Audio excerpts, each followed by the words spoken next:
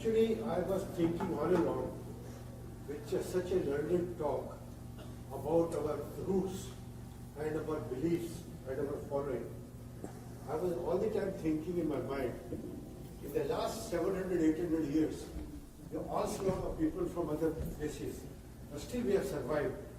And in the last 10, 20 years, we have seen they coming up again, like the past glory we had about 1,000 years ago.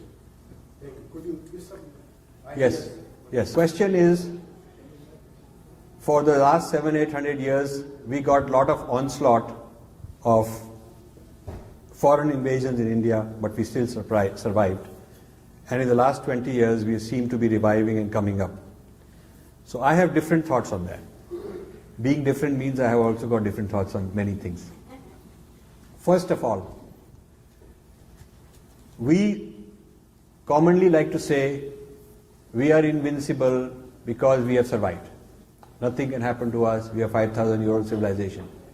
Sir, that is not true. Until 2,000 years ago, there was no Christianity and there was no Islam, who are 50% of the world today. Between Hinduism and Buddhism, there was all of Asia.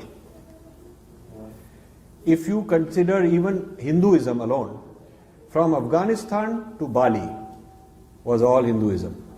From Lanka to the Kazakhstan, not just Mount Kailash, but Kazakhstan, all these places. Even parts of China, a lot of Shiva temples. Even Mongolia has some Shiva temples and some temples in Japan. If you take that space, area, we are now 15 or 20% of that area. So we have shrunk 80%. डूबे नहीं, लेकिन 80% shrink हो गए. If you work in a company and a man comes to you and says, "Sir, we are still not bankrupt. Our market share has gone down 80%, but good news, we are not bankrupt." I don't think you will say, "Arey wah, what very good news." You have to look at, we have lost 80% of the territory. Even since 1947, we lost so much territory.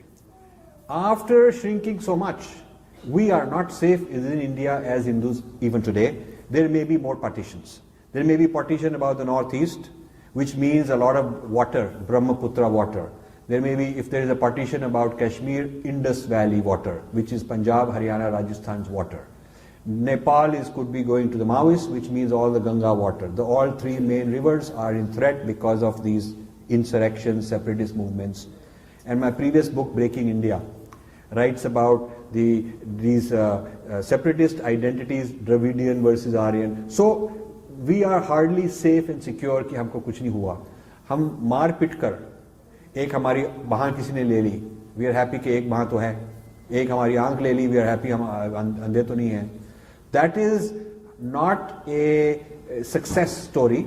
It's a story of slow death, not fast death. वो मैं मानता हूँ कि we have not been killed, but we have certainly suffered setbacks. And setbacks by Siddhanta and philosophy, which is not so advanced than us, not so based on merit. So people will say, they'll give me a shlok and say, Devta ne kaha tha, nothing worry, hum sab theek ho jayenge. But for the last 1,000 years, हमको देवता ने नहीं बचाया. I don't know why, but हमको देवता ने नहीं बचाया. We have had problems, really. So we cannot just. So I would use the message to Arjun कि धर्म और अधर्म रहता है हमेशा, और आपको अधर्म के फाइट करना है.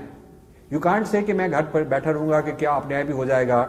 That was Arjun trying to give that argument in the beginning of Gita. But Sri Krishna has to explain to him कि ये काम नहीं चलेगा, तुम्हारा काम है, फर्ज है तुमको जाके अधर्म से लड़ाई करनी है. You have to do this. So adharma is still there today also. It is not gone. It is always there. The Kurukshetra is global theatre today. सारे globe में the battle of ideas, battle of Siddhanta, battle of dharma going on, different world views are going on. So I don't feel, I see history differently. I see that the battles have been going on and we have been losing more than we have been winning. And we are